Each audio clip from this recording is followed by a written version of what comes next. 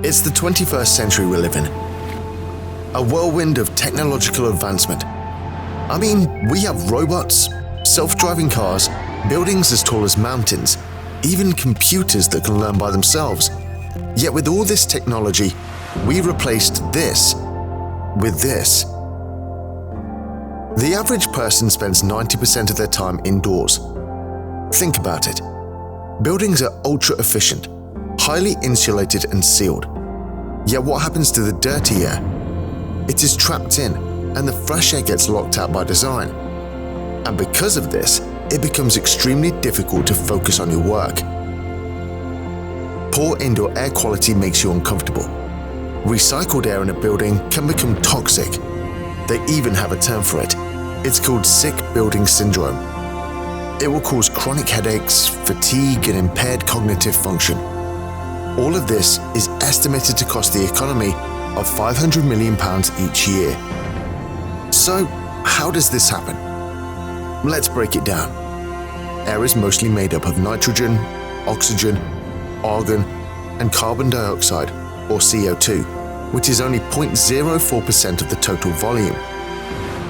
Even small amounts of CO2 can negatively impact your ability to think and function.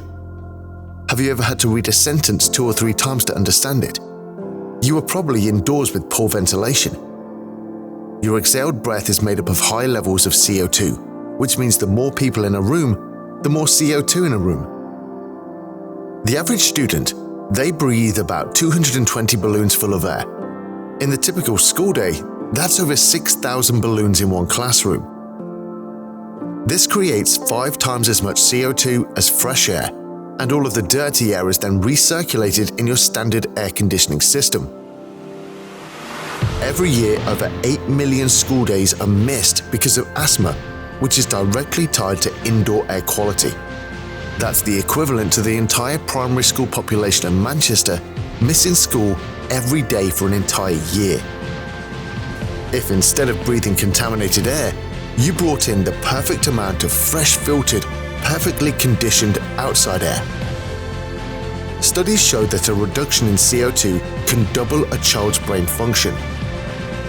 Healthy indoor air quality can reduce respiratory illnesses by up to 76%. Monitoring and improving the air is the only way we can achieve this. These simple changes can cut down on sickness, allergies, improve the concentration and learning of our children, giving them a brighter future. Healthier indoor air makes a huge difference. Not only does it make us feel good and perform at our best, it creates an environment worthy of the 21st century. Breathe better, live better.